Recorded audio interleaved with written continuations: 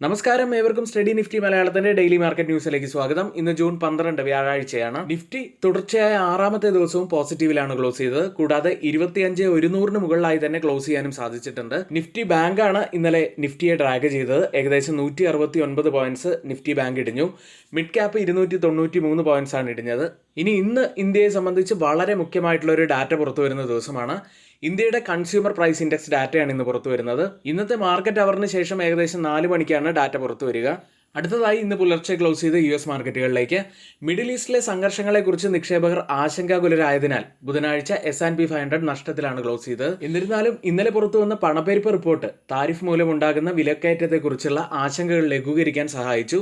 China US വ്യാപാര ചർച്ചകളെക്കുറിച്ചുള്ള കൂടുതൽ അപ്ഡേറ്റുകൾ നിക്ഷേപകർ ഇപ്പോൾ കാത്തിരിക്കുകയാണ്. വർദ്ധിച്ചു വരുന്ന സുരക്ഷാ ഭീഷണികൾ കാരണം ഇറാഖിലെ എംബസി ഭാഗികമായി ഒഴിവാക്കാൻ US ഒരുങ്ങുന്നതായി റിപ്പോർട്ടുകൾ പുറത്തു വന്നതോടെയാണ് ചെറിയ നേട്ടത്തിലായിരുന്ന വാൾസ്ട്രീറ്റ് ഇൻഡെക്സുകൾ പിന്നീട് ഒരു ഇടിവിലേക്ക് പോയത്. ഇന്നലെ പുറത്തു വന്ന കൺസ്യൂമർ പ്രൈസ് ഇൻഡെക്സ് ഡാറ്റയെക്കുറിച്ചാണ് ഇനി പറയുന്നത്. മെയ് മാസത്തിൽ ഉപഭോക്തൃ വിലകൾ നേരിയ തോതിൽ മാത്രമേ ഉയർന്നിട്ടുള്ളൂ എന്ന് ഈ ഡാറ്റ കാണിക്കുന്നു. എന്നിരുന്നാലും ട്രംപ് ഭരണകൂടം നിശ്ചയിച്ച ഇറക്കുമതി താരിഫ് കാരണം വരും മാസങ്ങളിൽ പണപ്പെരുപ്പം ഉയരുമെന്ന സാമ്പത്തിക വിദഗ്ധർ ചൂണ്ടിക്കാണിക്കുന്നത്. മൊത്തത്തിലുള്ള പണപ്പെരുപ്പം 2.4%. ഇത് റോയിറ്റേഴ്സ് സർവേയിൽ സാമ്പത്തിക വിദഗ്ധർ പ്രതീക്ഷിച്ചത് 2.5%. അതായത് എസ്റ്റിമേറ്റിനേക്കാൾ കുറവായിട്ടാണ് ഇപ്പോൾ പണപ്പെരുപ്പ ഡാറ്റ പുറത്തു വന്നത്. അത് പോസിറ്റീവ് തന്നെയായിരുന്നു. US ലിസ്റ്റ് ചെയ്ത ഇന്ത്യൻ കമ്പനികളുടെ പ്രകടനം നോക്കുകയാണെങ്കിൽ പോസിറ്റീവിൽ ക്ലോസ് ചെയ്യാൻ സാധിച്ചത് ഇൻഫോസിസ് 0.57% നേട്ടത്തിൽ, വിപ്രോ 1% മുകളിൽ നേട്ടത്തിൽ, ICICI ബാങ്ക് 0.06% നേട്ടം മാത്രമാണ് ഉണ്ടാക്കിയത്. ഡോക്ടർ റെഡ്ഡി 0.22% ഇടിഞ്ഞു. ഇടിഞ്ഞത് HDFC ബാങ്ക് ആയിരുന്നു, 0.61%. യൂറോപ്യൻ വിപണികൾ ഇന്നലെ മിക്സഡ് ആയിട്ടാണ് ക്ലോസ് ചെയ്തിട്ടുള്ളത്. ബിറ്റ്കോയിൻ 1% മുകളിൽ ഇടിഞ്ഞാണ് ഇപ്പോൾ ട്രേഡ് ചെയ്യുന്നത്. $1,80,000 ഗോൾഡ് പ്രൈസുകളിൽ വലിയ മാറ്റമുണ്ടായില്ല. പക്ഷേ ഇന്നലെ കൂടുതൽ നേട്ടമുണ്ടാക്കിയത് ക്രൂഡ് ഓയിലായിരുന്നു. ഏകദേശം 4% മുകളിൽ നേട്ടത്തിലാണ് ഇന്നലെ ക്ലോസ് ചെയ്യുന്നത്. US-ഉം ഇറാനും തമ്മിലുള്ള സംഘർഷങ്ങൾ വർദ്ധിച്ചതോടെയാണ് ബുധനാഴ്ച ക്രൂഡ് ഓയിൽ വില ഇത്രയധികം ഉയരാൻ കാരണമായത്. ഇനി മറ്റൊരു കാര്യമുള്ളത്, ആർക്കെങ്കിലും നമ്മുടെ പെയ്ഡ് എഡ്യൂക്കേഷൻ ടെലഗ്രാം ചാനലിലോ നമ്മുടെ ഓൺലൈൻ ബാച്ചിലോ ജോയിൻ ചെയ്യാൻ താല്പര്യമുണ്ടെങ്കിൽ തൊട്ടുമുകളിൽ നമ്മളിവിടെ ഒരു വാട്സ്ആപ്പ് നമ്പർ നൽകിയിട്ടുണ്ട്. ആ നമ്പറിൽ മെസ്സേജ് അയച്ച് നിങ്ങൾക്ക് ജോയിൻ ചെയ്യാവുന്നതാണ്. ഇന്നത്തെ വീഡിയോയുടെ ലൈക്ക് ടാർഗറ്റ് 200 ലൈക്കുകൾ തന്നെയാണ്. എല്ലാ സുഹൃത്തുക്കളും ഒന്ന് ലൈക്ക് ചെയ്യാൻ ശ്രമിക്കുക. ചാനൽ ആരെങ്കിലും സബ്സ്ക്രൈബ് ചെയ്യാൻ മറന്നുപോയിട്ടുണ്ടെങ്കിൽ ദയവ് ചെയ്ത് ചാനൽ കൂടി ഒന്ന് സബ്സ്ക്രൈബ് ചെയ്യുക. ഇന്നത്തെ ഏറ്റവും പ്രധാനപ്പെട്ട ഒരു വാർത്തയിലേക്കാണ്. US ചൈന വ്യാപാര കരാറുമായി ബന്ധപ്പെട്ട ചർച്ചകൾ 2 ദിവസത്തെ ചർച്ച അവസാനിച്ചിരിക്കുന്നു. US ചൈന അപൂർവ, അതായത് റെയർ എർത്ത് വ്യാപാര കരാറിൽ ഒപ്പുവെച്ചു. US ചൈന വ്യാപാര കരാർ പ്രഖ്യാപിച്ചു. ട്രംപ് കരാർ പൂർത്തിയായി എന്ന് പറഞ്ഞു. അദ്ദേഹത്തിന്റെയും ചൈനീസ് പ്രസിഡന്റ് ഷീ ജിൻപിങ്ങിന്റെയും അന്തിമ അംഗീകാരത്തിനായി ഇപ്പോൾ വ്യാപാര കരാർ കാത്തിരിക്കുകയാണ്. ഇരു രാജ്യങ്ങളിലെയും ചർച്ചകൾ ലണ്ടനിൽ 2 ദിവസത്തെ ചർച്ചകൾ അവസാനിപ്പിച്ചു. ജനീവ വെടിനിർത്തൽ വ്യവസ്ഥകൾ നടപ്പിലാക്കുന്നതിനും വ്യാപാര സംഘർഷങ്ങൾ പരിഹരിക്കുന്നതിനുമാണ് കരാർ ലക്ഷ്യമിടുന്നത്.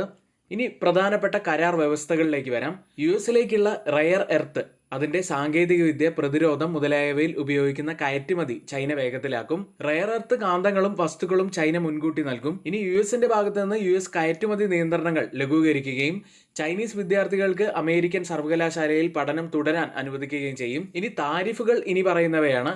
US താരിഫുകൾ 55% ആയിരിക്കും ചൈനയ്ക്ക് മേൽ ചുമത്തുക. ചൈന 10% താരിഫുമാണ് ആയിരിക്കും ചുമത്തുക. ഇരുപക്ഷത്തിനും ഒരു മഹത്തായ വിജയം എന്നാണ് ട്രംപ് ഇതിനെ വിശേഷിപ്പിച്ചത്.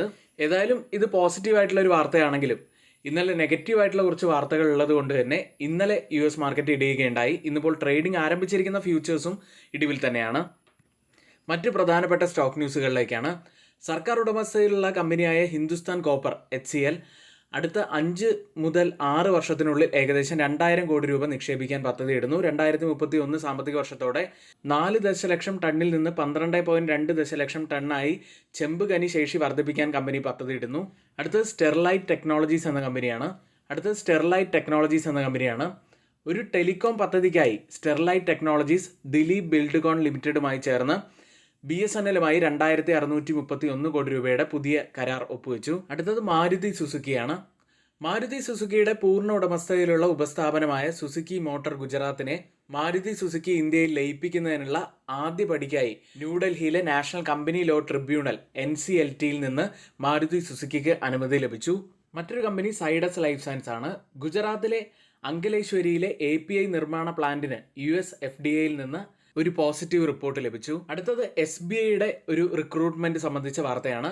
ഇന്ത്യയിലെ ഏറ്റവും വലിയ പൊതുമേഖലാ ബാങ്കായ SBI രാജ്യത്തിലുടനീളമുള്ള ശാഖകളിൽ ഉപഭോക്തൃ സേവനം മെച്ചപ്പെടുത്തുന്നതിനായി 13,455 ജൂനിയർ അസോസിയേറ്റുകളെ നിയമിച്ചു. 35 സംസ്ഥാനങ്ങളിലും കേന്ദ്രഭരണ പ്രദേശങ്ങളിലുമാണ് ഈ റിക്രൂട്ട്മെന്റ് നടത്തിയിരിക്കുന്നത്. അടുത്തത് റെയിൽവേ PSU സെഗ്മെന്റിലുള്ള റെയിൽടെൽ എന്ന കമ്പനിക്ക് 119.49 കോടി രൂപയുടെ പുതിയൊരു order south eastern coalfield limited SECL നിന്ന് ലഭിച്ചിരിക്കുന്നു. അടുത്തത് യൂണിയൻ ബാങ്ക് ഓഫ് ഇന്ത്യയാണ്.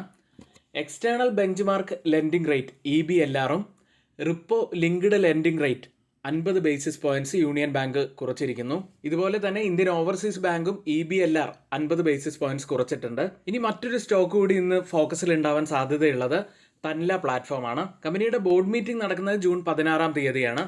ഷെയർ ബൈബാക്ക് കമ്പനി ഇത്തവണ പരിഗണിക്കുന്നുണ്ട്. ഇന്ന് F&O സെഗ്മെന്റിൽ ബാനായ സ്റ്റോക്കുകൾ ABFRL, CDSL, Chambal fertilisers, Hindustan copper, IEX, IREDA, RBL bank, Titagarh rail തുടങ്ങിയവയാണ്. ഇനി ആർക്കെങ്കിലും നമ്മുടെ സ്റ്റോക്ക് മാർക്കറ്റിന്റെ ബേസിക് കോഴ്സിൽ ജോയിൻ ചെയ്യാൻ താല്പര്യമുണ്ടെങ്കിൽ തൊട്ടുമുകളിൽ നമ്മളിവിടെ ഒരു വാട്സ്ആപ്പ് നമ്പർ നൽകിയിട്ടുണ്ട്. ആ നമ്പറിൽ മെസ്സേജ് അയക്കാവുന്നതാണ്.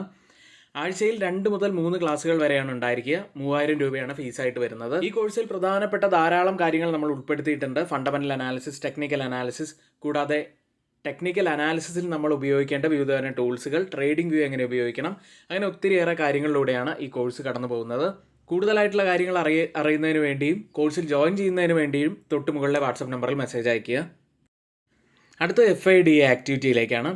3 ദിവസത്തെ ബൈയിങ്ങിന് ശേഷം FIS ഇന്നലെ ഒരു സെല്ലിങ്ങിലേക്ക് പോയി. 446 കോടി രൂപയ്ക്കാണ് അവർ സെല്ല് ചെയ്തത്. DIS ആവട്ടെ 1584 കോടി രൂപയ്ക്ക് ബൈ ചെയ്തു. ഇന്നിപ്പോൾ ഓപ്പൺ ചെയ്തിരിക്കുന്ന ഏഷ്യൻ മാർക്കറ്റുകളിലേക്ക്. ഏഷ്യൻ മാർക്കറ്റുകളിൽ ജപ്പാൻ മാർക്കറ്റ് നിക്കി 0.73% ഇടിവിലാണ്. സിംഗപ്പൂർ മാർക്കറ്റ് 0.24% നേട്ടത്തിലും, തായ്വാൻ മാർക്കറ്റ് 0.83% ഇടിവിലും, കോസ്പി മാർക്കറ്റ് 0.50% നേട്ടത്തിലുമാണ് ഇപ്പോൾ ട്രേഡ് ചെയ്യുന്നത്. ഗിഫ്റ്റ് നിഫ്റ്റി ഇപ്പോൾ ഉള്ളത് 25,173 എന്ന നിലയിൽ 27 പോയിന്റ്സ് ഡൗൺ സൈഡിലാണ് ട്രേഡ് ചെയ്യുന്നത്. ഇപ്പോൾ സമയം 7 മണി കഴിഞ്ഞ് 5 മിനിറ്റ് ആണ്. ഇപ്പോഴത്തെ ഈ ഒരു നില വെച്ച് നിഫ്റ്റിയിൽ നമുക്ക് ഏകദേശം 40 പോയിന്റ്സിന്റെ ഒക്കെ ഒരു ഗ്യാപ് ഡൗൺ ഓപ്പണിങ്ങിനാണ് സാധ്യതയുള്ളത്. ഓയിൽ പ്രൈസുകളിലേക്ക്. US-ഉം ഇറാനും തമ്മിലുള്ള സംഘർഷം വർദ്ധിച്ചതോടെ ബുധനാഴ്ച ക്രൂഡ് ഓയിലാണ് കൂടുതൽ നേട്ടമുണ്ടാക്കിയത്. 4% ബ്രന്റും WTIയും ഉയർന്നു.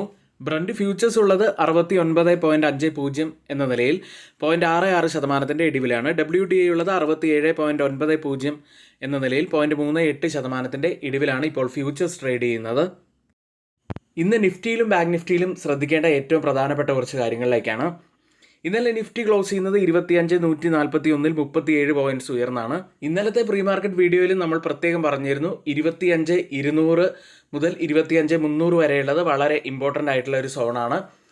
ഈ ഒരു സോൺ ബ്രേക്ക് ചെയ്യേണ്ടതായിട്ടുണ്ട് നിഫ്റ്റി. കഴിഞ്ഞ ചൊവ്വാഴ്ചയും ബുധനാഴ്ചയും നിഫ്റ്റിക്ക് ഈ ഒരു സോൺ ബ്രേക്ക് ചെയ്യാൻ സാധിച്ചിട്ടില്ല. ചൊവ്വാഴ്ചത്തെ ഹൈ 25,199 ആയിരുന്നു. എന്നാൽ ബുധനാഴ്ചത്തെ ഹൈ 25,222. ഈ സോണിനരികെ എത്തിയതിനു ശേഷം പിന്നെ അവിടെ നിന്നും ഒരു സെല്ലിംഗ് പ്രഷർ ഉണ്ടായി. ഇന്നലത്തെ ഡെയിലി ക്യാൻഡിലും ഒരു സ്ട്രോങ് ആയിട്ടുള്ള ബുൾ ക്യാൻഡിലൊന്നുമല്ല, ഒരു ഡോജി ക്യാൻഡിലാണ് ഇന്നലെ ഫോം ആയിരിക്കുന്നത്. ഇനി നല്ലൊരു അപ്പ് മൂവ് വരണമെന്നുണ്ടെങ്കിൽ ഇന്നലത്തെ ഹൈ ആയിട്ടുള്ള 25,222 മുകളിലായിട്ട് നല്ലൊരു കംഫർട്ടബിൾ ക്ലോസിംഗ് നിഫ്റ്റിക്ക് വെക്കാൻ സാധിക്കണം. അതുപോലെ ഇന്നലത്തെ ലോ ആയിട്ടുള്ള 25,081 വളരെ ഇമ്പോർട്ടൻ്റ് ആയിട്ടുള്ള ഒരു ലെവൽ തന്നെയാണ്. ഈ ഒരു ലെവൽ ബ്രേക്ക് ചെയ്യുകയാണെങ്കിൽ കുറച്ചുകൂടി നല്ലൊരു സെല്ലിംഗ് പ്രഷർ ഉണ്ടാവാനുള്ള സാധ്യതയുണ്ട്. ഇപ്പോഴത്തെ പോസിറ്റിവിറ്റികൾ നോക്കുകയാണെങ്കിൽ നിഫ്റ്റി ഇപ്പോഴും എല്ലാ കീ മൂവിംഗ് ആവറേജുകൾക്കും മുകളിലായിട്ടാണ് ട്രേഡ് ചെയ്യുന്നത്. കൂടാതെ കഴിഞ്ഞ ഏതാനും സെഷനുകളിലായിട്ട് 25,100 മുകളിലായിട്ട് തന്നെ ക്ലോസ് ചെയ്യാനും സാധിക്കുന്നുണ്ട്. പക്ഷേ ഇപ്പോൾ കഴിഞ്ഞ 3 ദിവസങ്ങളായിട്ട് നിഫ്റ്റിയെ ഡ്രാഗ് ചെയ്യുന്നത് ബാങ്ക് നിഫ്റ്റി തന്നെയാണ്. ആ കാര്യങ്ങളിലേക്ക് നമുക്ക് പിന്നീട് വരാം. ഡൗൺ സൈഡിൽ സൈക്കോളജിക്കൽ ലെവലായിട്ടുള്ള 25,000ഉം അതിനുശേഷം 25,800 മുതൽ 850 വരെയുള്ള സോണും പ്രധാനപ്പെട്ടതാവാൻ സാധ്യതയുണ്ട്. മാക്സിമം ഓപ്പൺ ഇൻട്രസ്റ്റ് റൈറ്റ് ചെയ്തിരിക്കുന്ന കോൾ സൈഡിലെയും പുട്ട് സൈഡിലെയും സ്ട്രൈക്കുകളിലേക്കാണ്. ആദ്യം 26,000-ലാണ് കൂടുതൽ ഓപ്പൺ ഇൻട്രസ്റ്റ് റൈറ്റ് ചെയ്തിരിക്കുന്ന ആദ്യത്തെ സ്ട്രൈക്ക് ഉള്ളത്. അതിനുശേഷം 25,500 സ്ട്രൈക്കിലും അതിനുശേഷം 25,200 സ്ട്രൈക്കിലുമാണ്. പുട്ട് സൈഡിൽ കൂടുതൽ ഓപ്പൺ ഇൻട്രസ്റ്റ് റൈറ്റ് ചെയ്തിരിക്കുന്ന ആദ്യത്തെ സ്ട്രൈക്ക് 24,500, അതിനുശേഷം 25,000 സ്ട്രൈക്ക്, അതിനുശേഷം 25,100 സ്ട്രൈക്കിലുമാണ്. വീക്ക്ലി ഓപ്പൺ ഇൻട്രസ്റ്റ് ഡാറ്റ പ്രകാരം ഒരു റെസിസ്റ്റൻസ് ആവാൻ സാധ്യതയുള്ളത് 25,200, സപ്പോർട്ട് ആവാൻ സാധ്യതയുള്ളത് 25,100. അടുത്തതായി change in open interest data പ്രകാരം കോൾ സൈഡിലും പുട്ട് സൈഡിലും വന്ന വ്യത്യാസങ്ങളാണ്. 25,100 എന്ന ATM സ്ട്രൈക്കിൽ 54% വർധനവാണ് പുട്ട് സൈഡിൽ കാണുന്നത്. ലോങ് ബിൽഡപ്പ് തന്നെയാണ്. 22% ഇടിവ് ഒരു ഷോർട്ട് കവറിംഗ് ആണ് കോൾ സൈഡിൽ കാണുന്നത്. 25,000 സ്ട്രൈക്കിൽ 44% വർധനവ് പുട്ട് സൈഡിൽ ലോങ് ബിൽഡപ്പ്, കോൾ സൈഡിൽ 15% ഇടിവ്, ഒരു ഷോർട്ട് കവറിംഗ് ആണ് കാണുന്നത്. 150 സ്ട്രൈക്കിൽ 137% വർധനവ് പുട്ട് സൈഡിൽ ലോങ് ബിൽഡപ്പ്, കോൾ സൈഡിൽ 10% ഇടിവ്, ഒരു ഷോർട്ട് കവറിങ്ങും കാണാം. ഈ 3 സ്ട്രൈക്കും കമ്പയർ ചെയ്യുമ്പോൾ മാർക്കറ്റിനെ മുകളിലേക്ക് കൊണ്ടുപോകാൻ കഴിവുള്ള പുട്ട് സെല്ലേഴ്സ് തന്നെയാണ് ഇപ്പോഴും ശക്തിയോടെ നിൽക്കുന്നത്. ബാങ്ക് നിഫ്റ്റിയിലേക്ക് 56,459 169 പോയിന്റ്സ് ഇടിഞ്ഞാണ് ബാങ്ക് നിഫ്റ്റി ഇന്നലെ ക്ലോസ് ചെയ്യുന്നത്. ബാങ്ക് നിഫ്റ്റിയിൽ നമുക്കിപ്പോൾ സ്ക്രീനിൽ കാണുന്നത് പോലെ കഴിഞ്ഞ 3 ദിവസമായിട്ട് റെഡ് ക്യാൻഡിലുകളാണ് ഫോം ആയിക്കൊണ്ടിരിക്കുന്നത്. ബാങ്ക് നിഫ്റ്റി ആഴ്ചകളായിട്ടുള്ള കൺസോൾട്ടേഷൻ ബ്രേക്ക് ചെയ്തെങ്കിലും വളരെ പ്രധാനപ്പെട്ട അപ്സൈഡിൽ 57,000 എന്ന സോണിനരികെയായിട്ട് ഒരു റെസിസ്റ്റൻസ് ഉണ്ട് എന്ന് നമ്മൾ പ്രത്യേകം പറഞ്ഞിരുന്നതാണ്. ആ ഒരു ഏരിയയിൽ സസ്റ്റെയിൻ ചെയ്യാൻ കഴിയാതെ ബാങ്ക് നിഫ്റ്റി ഡൗൺ ആവുന്നതാണ് കഴിഞ്ഞ ഏതാനും ദിവസങ്ങളായിട്ട് കണ്ടത്. ഡൗൺ സൈഡിൽ നമ്മൾ ആദ്യം വാച്ച് ചെയ്യേണ്ടത് 55,970 ആണ്. അപ്സൈഡിലേക്ക് വന്നാൽ അപ്സൈഡിലെ ആ ഒരു റെസിസ്റ്റന്റ് ട്രെൻഡ് ലൈൻ തന്നെയാണ് ശ്രദ്ധിക്കേണ്ടത്. ഇനി ആർക്കെങ്കിലും നമ്മുടെ പെയ്ഡ് എഡ്യൂക്കേഷൻ ടെലഗ്രാം ചാനലിൽ ജോയിൻ ചെയ്യാൻ താല്പര്യമുണ്ടെങ്കിൽ തൊട്ടുമുകളിൽ നമ്മളിവിടെ ഒരു വാട്സ്ആപ്പ് നമ്പർ നൽകിയിട്ടുണ്ട്. ആ നമ്പറിൽ മെസ്സേജ് അയച്ച് നിങ്ങൾക്ക് ജോയിൻ ചെയ്യാവുന്നതാണ്. ഇനി നമ്മുടെ ഫ്രീ വാട്സ്ആപ്പ് ഗ്രൂപ്പിന്റെ ലിങ്ക് കൂടി നമ്മൾ കമന്റ് ബോക്സിൽ പിൻ ചെയ്യുന്നുണ്ട്. ആർക്കെങ്കിലും ആ ഗ്രൂപ്പിൽ ജോയിൻ ചെയ്യണമെന്നുണ്ടെങ്കിൽ ആ ലിങ്ക് വഴി ജോയിൻ ചെയ്യാവുന്നതാണ്. ടെലഗ്രാമിൽ നമ്മൾ കൊടുക്കുന്ന എല്ലാ എഡ്യൂക്കേഷൻ വ്യൂസിന്റെയും അപ്ഡേറ്റുകൾ നമ്മൾ ആ ഗ്രൂപ്പിൽ നൽകാറുണ്ട്. ഇനി മറ്റൊരു കാര്യമുള്ളത്, ആർക്കെങ്കിലും പുതിയൊരു ഡിമാറ്റ് അക്കൗണ്ട് ഓപ്പൺ ചെയ്യണമെന്നുണ്ടെങ്കിൽ ലിങ്ക് ഡിസ്ക്രിപ്ഷൻ ബോക്സിലാണ് നൽകിയിട്ടുള്ളത്. അതുവഴി നിങ്ങൾക്ക് പുതിയ ഡിമാറ്റ് അക്കൗണ്ട് ഓപ്പൺ ചെയ്യാവുന്നതാണ്. ഇന്നിവിടെ ഷെയർ ചെയ്തിരിക്കുന്ന എല്ലാ കാര്യങ്ങളും ഏറ്റവും ഓതറൈസ്ഡ് ആയിട്ടുള്ള സൈറ്റുകളായ Moneycontrol, Mint, Reuters, CNBC, financial express തുടങ്ങിയ മാധ്യമങ്ങളിൽ നിന്നാണ് നമ്മൾ എടുത്തിരിക്കുന്നത്. മറ്റുള്ളവ എല്ലാം നമ്മുടെ വ്യൂസ് മാത്രമാണ്, ഒരിക്കലും അത് റെക്കമെൻഡേഷൻ അല്ല. നിങ്ങളുടെ എഡ്യൂക്കേഷൻ പർപ്പസിന് വേണ്ടി മാത്രമാണ് അതിവിടെ ഷെയർ ചെയ്തിട്ടുള്ളത്. എങ്കിൽ ഇന്നത്തെ ഈ വീഡിയോ ഇവിടെ പൂർത്തിയാവുന്നു. ഏവർക്കും നന്ദി.